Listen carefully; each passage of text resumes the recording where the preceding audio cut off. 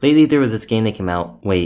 A while ago there was this game that came out, really just a Breath of the Wild clone with bad gacha mechanics and some pretty shallow gameplay. I feel like the only reason people give this game good scores is because it's all empty nothingness, gameplay, distracts them long enough to do something other than jerk off to anime porn. Nothing on the map that's placed here seems planned out or well designed. In Breath of the Wild, every structure was placed so you could hop from one to the other by seeing in near proximity or on the horizon. Here just stare at a map. Structures are just copy and pasted mismatching textures and lighting. They really just did not give a shit. What the fuck is the point in an open world game there's nothing to do? You can do fucking anything is not part of the awful story. Oh, it's that? You saw a cool dungeon on this cliff and want to check it out? Too bad, fucko, you can't play that part yet. That's using chapter 17 where Lolly's sidekick decides to clip their own wings and fling themselves off over the edge into the abyss because they can't stand their own voice anymore. Can't have you play the game on your own. We gotta give you hollow meaning while your character wants to explore it. Left for adventuring? What the fuck is that? What you actually have to do is open up this adventuring handbook and complete these tests to raise your adventure level. And when it's high enough, only then are you allowed to enter a dungeon. Why is this in the game? The entire concept behind making a game open world is that it gives all the freedom and pacing to the player. By having this system, the game is no longer built around an open world full of adventure and things for you to discover, but rather a tour guide with mandatory checkpoints and tool booths. How did you make an open world game that's more restricted than one that's completely linear design? I cannot find a single reason for why this game is open world besides a selling point to put on your website so people think it's even more comparable to something like Breath of the Wild. The game is so hesitant to actually let you fucking play it. Here's a quick rundown of the entire beginning of the game. Cutscene to another cutscene. You're stranded to another world. What the fuck have you been doing for 2 months? I don't know, catching crabs I guess. Then you walk forward for 2 minutes to recreate Breath of the Wild because this game is that shameless. Right away, the game makes it very clear that despite it being open world, you have no power or initiative. You want to hop off this small cliff and go to the marker that you just saw in a cutscene prior? Nope. You gotta go into a dialogue tree with this fairy that you just had that cutscene with and then head down this ramp because instead of having the retarded baby follow you, you need to follow it with its bad track finding. Go into a cutscene walking up to the marker and touching it rather just, I don't know, fucking touching it. Walk forward to a marker on the map for 1 minute, go into another cutscene. Go into another dialogue tree that prohibits your movements. Take literally 4 steps, then go into a mini cutscene to pick this gem up. Walk forward another 6 steps, go into another cutscene. Walk over to this castle for a solid minute, then go into a cutscene showing you the town rather than just, I don't know, let you fight it your fucking self. Go into another dialogue trigger. Have the game literally show you an illuminated path on where to go like it's an anime flash MMO. Get a glider from Breath of the Wild. Go into another cutscene. Listen to some dialogue written by a first-time fantasy writer. Play Star Fox, but instead of being cool or interesting, you just hold left click for 2 minutes. Go into another dialogue cutscene. Go into another dialogue trigger. Walk forward on the map for 30 seconds. Go into a 5-minute cutscene involving the only remotely good voice actor. And then, after all that, you can finally play the game. And, well, whatever state that you actually fucking can play it. I feel like I'm repeating myself a lot, but this game is so hesitant just to let you fucking play it without showing you something in a cutscene that could have shown you in the overworld in-game and not a pre-rendered 5-hour gruel. This shit is worse than Shenmue 3. Remember in Half-Life where the game didn't have any pre-rendered cutscenes unless it was integral to the story, instead of having the cutscene play out in the game that you're playing? Remember how Half-Life is a linear story game where you play a character that attempts to save the world almost entirely on his own besides some help here and there? So why does a game with that concept do a better job of making you feel part of the world in an open world game? By having there be all these pre-rendered cutscenes over and over again, it gives off the sense the world is not something you live in, but you're the world itself. Here's a cutscene in the beginning of Half-Life. In Genshin Impact, here's how it would have played out. Have a low angle of Alex vaulting over the fence. Enter the lab at another low angle, then a stabilizing shot of Dr. Kleiner. Cut back to the door as Barney enters. Have a bunch of angles Lamar zooms everywhere, then enters the vent. Break out into gameplay, walk 3 inches towards the door, immediately enter a cutscene with a low angle of you moving towards the door. Have another low angle as the door slides open. Fade into black. Fade out of black into another 30-minute cutscene of the teleporter. Are you starting to get it through your skull how counterintuitive this is? All this shit's too complicated for the devs though. Just go into a movie every time you want to pick up a rock. It is honestly insulting how heavy-handed this game is with not letting you play it while having an open world game. Again, a concept created to give initiative to the player. How devs, with this much of a budget behind them, have such a little understanding of what any concept of game design even means is baffling. It's like a child making a game and dream was suddenly put in charge of a team of developers, so only talent was running character models. Same goes for the writing in this game. Holy shit, what is this writing? This is some fucking parody shit. Some fucking PS2 dialogue. Maybe it was a lack of direction, but you can hear some characters recreate lines that fit perfectly in a generic PS2 fantasy game. It's like they were purposely told to sound as bland as possible to appeal more brand-end fantasy fans who care more about collecting girls while playing a good game. Can I shit on this voice acting tomorrow real quick? Cause Jesus Christ, this shit is bad. Isn't usual Duelist Kingdoms level of bad? Everyone from the main characters to random NPCs are either completely dead and lifeless or trying way too hard. Probably from wanting to get out of this godforsaken game so I don't have to hear Lollyfuck's voice for one more second. I don't even remember their name. My brain had to go in lockdown mode and wipe it from my mind the same way from more endless torment that is this fucking voice actor. I saw this one article about the game with the amazing title, I'm trying to love Genshin Impact but its ear-splitting toddler fairy won't let me, which is a pretty great title. However, he used the word heckin within the first 4 sentences, so I'm not actually sure about this one. Actually, yeah, that's better. It's not just the overworld that's completely lacking. The very core of the game is a giant bore. It is impossible to die because you just have too much health to be dealt any real damage. And the off chance you do take a decent amount, you can eat from your 14 quadrillion food items that you picked up by going to the most abysmal UI decisions ever. You essentially have to hit escape and open options to use a shield potion. What the fuck is this? Of course, this is all until 5 minutes later when instead of you and your enemy's levels being at 5 versus 5, it's now at 20 versus 20. And now the tables are completely switched to deal fuck all damage where the enemy does half your health. The combat consists of the most boring tactics ever. You move in, do 3 hits to do less than 1% of the enemy's health, then Dark Souls dodge away. This isn't my bad interpretation, they map dodge to right click. I literally had no choice but to kill this guy by hitting with long range arrows for 5 minutes and then hitting the D key every 20 seconds. Combat systems like this can be fun if the dodging is done right, but like any other part of this game, it's entirely hollow and never attempted to be fleshed out. Here's a guy with a shield. In any other game, especially one specializing in a dodge mechanic, you feint him with hitting his shield then immediately dodging to the side and hitting him around it, catching him off guard. Maybe have him give off an animation recoils from that and you need a couple good jabs or even a combo in while he's sending the animation. But nope. He just immediately locks on you like a shitty Ocarina of Time enemy. In an open world game like this, or really any open world game where you move from point A to B, you should put things in between those to keep the player engaged. Better yet, a focus on movement and ways to make movement interesting. Think of all the shit you can do in Mario Odyssey with jumping and leaping. Think of how interesting and fun things you can do in Breath of the Wild are with status control and shield surfing. In an open world game where things are so vast, maybe you should give some clear direction on where to go. Cause it's open, right? As in the player has some choices, but there's still some places they have to go to like complete the fucking game. Well then obviously you gotta give the player incentive to go that certain way without getting in their fucking face. This is why Breath of the Wild works and Genshin doesn't. Why is it that out of the giant lineage of Zelda games spanning generations, most people would point to Breath of the Wild and say it's the best one, you know, unless they're living in fucking 1998 with their fucking Evangelion Doritos and Ocarina of Time, honestly, but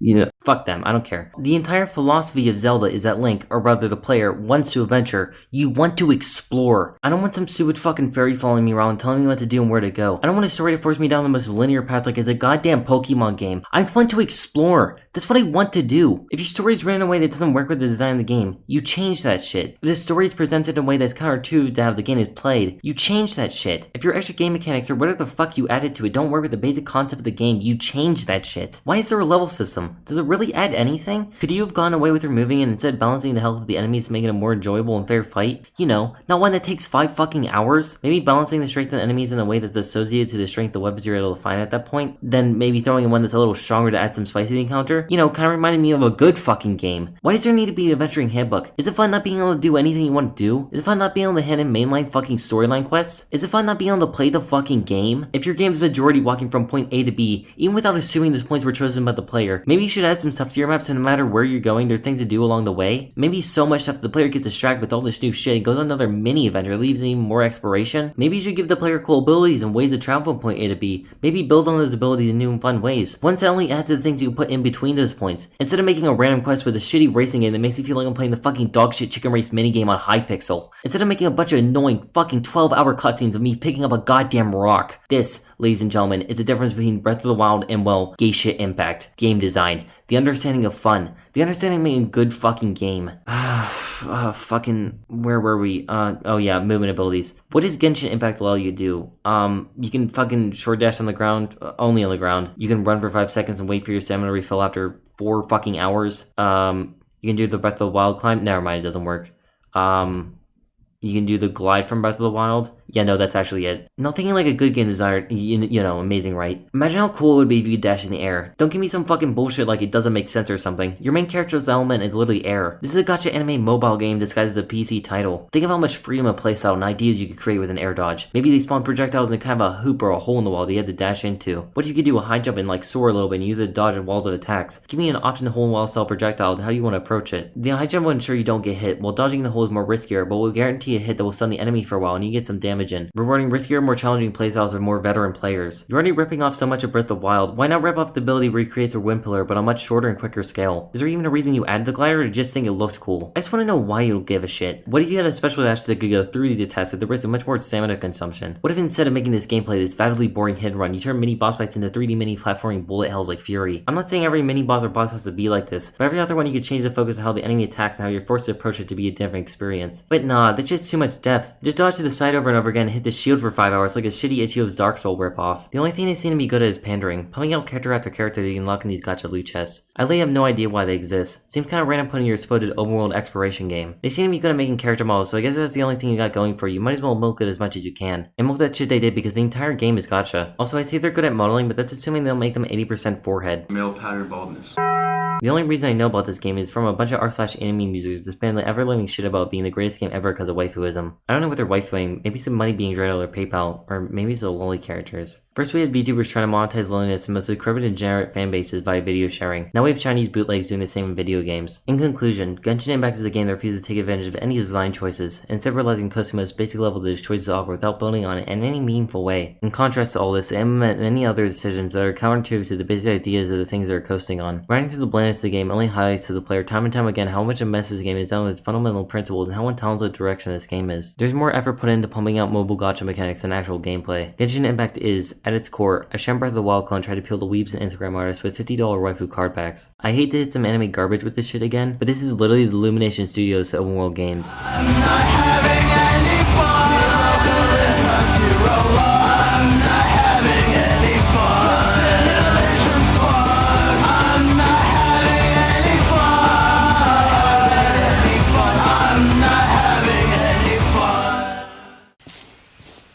I'm waiting for the game. Look at that! What, is it the game? Just let me play the game. Oh, what's that? There's some kind of shiny. Let's go take. Be careful. Paimon doesn't have a good Everything has feeling to be a about fucking cutscene. You're talking outside of a cutscene. Oh my god, it's another cutscene. The fuck is that? Why there's strawberry jam in this?